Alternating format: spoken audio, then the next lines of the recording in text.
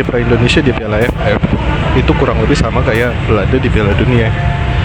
Yang bedain ya Belanda mungkin nggak menangnya karena mereka kurang beruntung, tapi mereka udah usaha dengan mati-matian tuh biasanya. Bisa dilihat kan caranya pemain Belanda beda banget dengan di Indonesia. Sedangkan di Indonesia mungkin banyak mafianya kali ya. Pertama-tama, tim Indonesia dan tim Vietnam sudah bertanding dengan sangat baik, fair play. Namun apabila kita melihat dari sisi teknis pertandingan, gelandang Vietnam serta pemain pertahanan Vietnam memiliki peran yang sangat penting pada pertandingan AFF kemarin. Mereka bermain dengan sangat baik all the way through the match. Hal inilah yang menurut opini pribadi saya menjadi kontribusi yang sangat krusial bagi tim Vietnam, baik dari leg pertama hingga leg kedua, yang menghasilkan kemenangan agregat bagi Vietnam terhadap Indonesia 2-0. Sangat disayangkan ya Indonesia kalah atas Vietnam dengan skor 0-2 karena pertandingan kemarin membuat Indonesia tidak bisa masuk ke babak final AFF 2022. Menurut saya, yang perlu diperbaiki oleh timnas setelah kekalahannya melawan Vietnam yaitu fokus pemain dan mental pemain. Sangat penting karena pelatih juga memberikan arahan ke pemain harus fokus di 5 menit pertama dan 5 menit terakhir permainan yang menjadi menit krusial dan bisa menentukan kemenangan sebuah tim. Dan mungkin timnas harus melakukan pertandingan persahabatan yang bertujuan untuk membentuk mental bagi para pemain. Semangat Indonesia!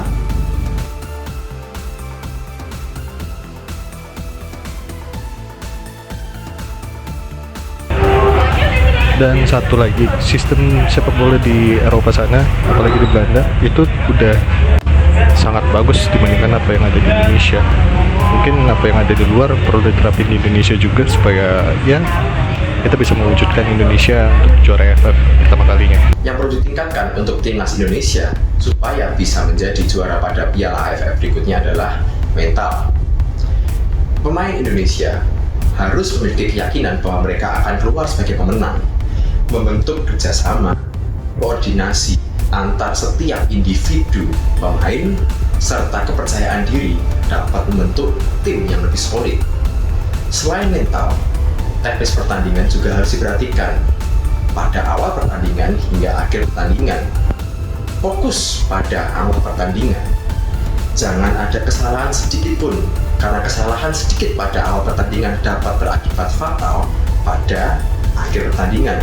Sedangkan fokus pada akhir pertandingan dapat menentukan hasil dari pertandingan tersebut atau yang biasa kita sebut dengan finisher. Semangat tim Indonesia!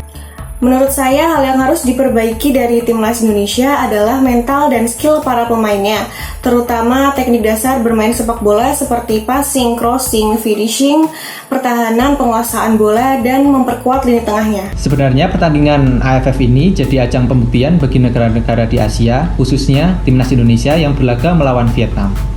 Jadi dari kedua negara ini, jika dilihat dari data statistik pertandingan antara timnas versus Vietnam lebih unggul dari Indonesia, walaupun timnas saat ini dilatih oleh pelatih profesional. Permainan timnas menunjukkan perkembangan yang pesat dan lebih berkembang dari sebelumnya, mulai dari kedisiplinan pemain dari gaya permainannya. Namun, sangat disayangkan, Indonesia mengalami kekalahan tandang melawan Vietnam di babak semifinal. Piala AFF 2022 dengan tajuk AFF Mitsubishi Electric Cup telah berlangsung 3/4 jalan. Bola pertama telah ditendang pada 20 Desember 2022. Talenta terbaik dari 10 timnas sepak bola Asia Tenggara bersaing sengit untuk membawa pulang piala.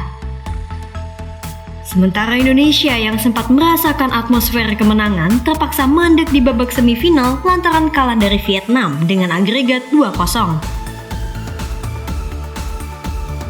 Kemenangan Vietnam ini membawanya pada babak final dan akan bertanding dengan Thailand pada 13 Januari 2023, serta berakhir di babak final leg 2 di 16 Januari 2023.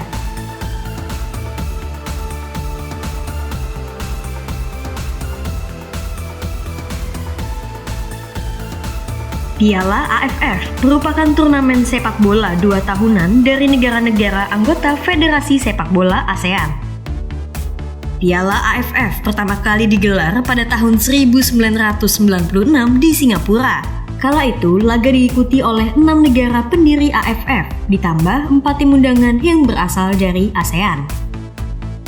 6 negara pendiri AFF adalah Singapura, Indonesia, Thailand, Filipina, Malaysia, dan Brunei Darussalam. Sementara 4 tim undangan adalah Kamboja, Laos, Myanmar, dan Vietnam. Kendati demikian, kala itu turnamen bola paling bergengsi di Asia Tenggara masih bertajuk Tiger Cup. Lantaran produsen bir merek Tiger, Asia Pacific Breweries, menjadi sponsor utama. Nama Tiger Cup atau Piala Tiger ini digunakan hingga tahun 2004. Selanjutnya, di tahun 2007 nama gelaran sepak bola 2 tahunan ini resmi diubah menjadi AFF Championship. Belum genap 2 tahun, nama resmi Piala AFF kembali berubah menjadi AFF Suzuki Cup pada 2008. Di samping perubahan nama, Piala AFF juga mengalami pergantian format pertandingan. Sejak tahun 1996 hingga 2002, Piala AFF menggunakan format pertandingan round robin dengan final 1 leg di negara tuan rumah. Hingga pada tahun 2004, format yang digunakan adalah round robin untuk fase grup dilanjutkan dengan laga 2 leg pada semifinal hingga final.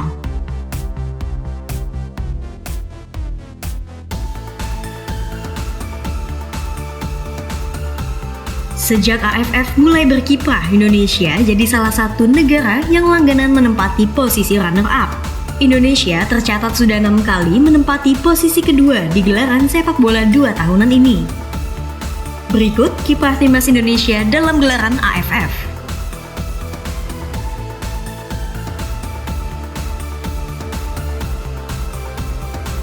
Selang 2 tahun dari kejuaraan AFF 1998, Indonesia lagi-lagi berada dalam situasi nyaris jadi kampiun. Kala itu, Indonesia beradu dengan sang tuan rumah Thailand dan harus kembali pulang ke tanah air sebagai runner-up. Pada babak final, gelandang skuad Garuda Uston Nawawi menjadi satu-satunya pemain yang menyumbangkan gol untuk Indonesia. Laga ini berakhir dengan skor 4-1 untuk kemenangan tim Gajah Putih.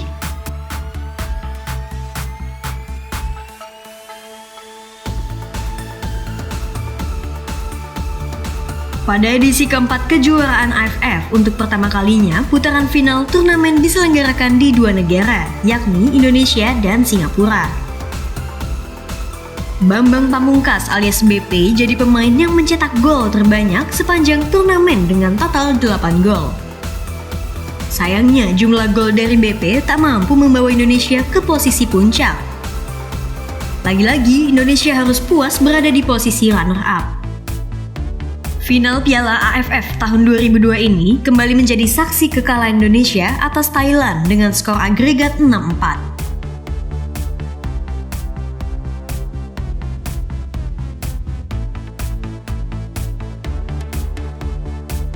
Edisi kelima kejuaraan AFF dalam naungan mantan pelatih sepak bola Thailand, Peter Witt, masih membawa skuad Garuda selama 3 kali berturut-turut menjadi runner-up. Kala itu, Indonesia kembali ke tanah air sebagai juara 2 dengan kemenangan Singapura dengan skor agregat 5-2. Meski begitu, pemain Indonesia Ilham Jaya Kesuma berhasil menjadi pemain yang mencetak gol terbanyak sepanjang turnamen dengan 7 gol.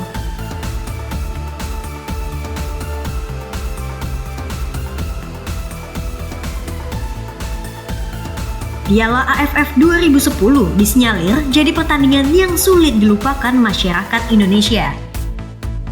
Sejak awal turnamen, skuad Garuda yang berada di bawah asuhan Alfred Riedel tampil garang. Bahkan kala itu timnas Indonesia digadang-gadang menjadi juara Piala AFF 2010. Disusun dari komposisi pemain-pemain yang moncer seperti Bambang Pamungkas, Budi Sudarsono, Irfan Bahdim, hingga Christian Gonzalez rupanya tak menjamin kemenangan Indonesia. Pada babak final, Indonesia kalah dari Malaysia dengan agregat 2-4 setelah kalah 0-3 di leg pertama.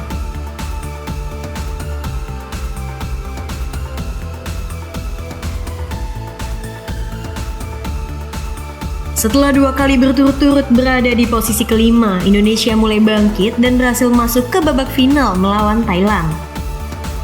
Namun serupa hantu lama, Indonesia kembali pulang sebagai runner-up setelah kalah dari Thailand dengan skor agregat 3-2.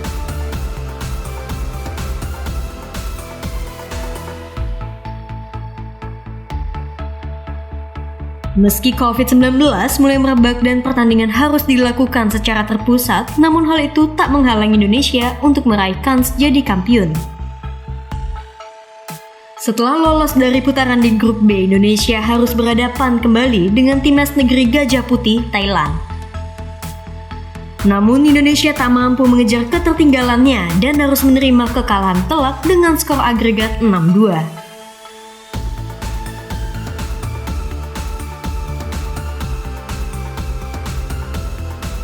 Terbaru, kejuaraan AFF telah menginjak edisi ke-14 sejak tahun 1996. Pada babak gugur di grup A, Indonesia berhasil jebol ke babak semifinal setelah berhasil mencetak 2 gol dari Filipina. Namun, tak lain dan tak bukan, semifinal seolah jadi pintu terakhir timnas untuk melenggang di kejuaraan ini. Pada Senin 9 Januari 2023, Indonesia kembali harus pulang dengan tangan kosong karena gagal melaju ke final setelah takluk dari Vietnam dengan skor agregat 2-0.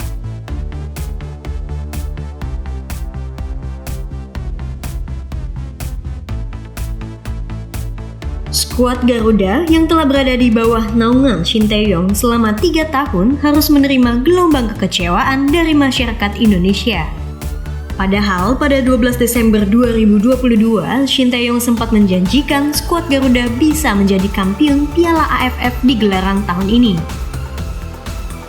Sebagai pelatih skuad Garuda, kompetensi yang dimiliki Shin Tae-yong tak main-main. Bahkan karena kesohorannya, Shin Tae-yong bisa mengantungi gaji nyaris 2 miliar rupiah per bulannya. Jumlah ini tak jauh berbeda dengan mantan pelatih timnas Indonesia sebelumnya, Luis Milla. Tak pelak, Shin Tae-yong memang dinilai sebagai pelatih yang memiliki pondasi kuat.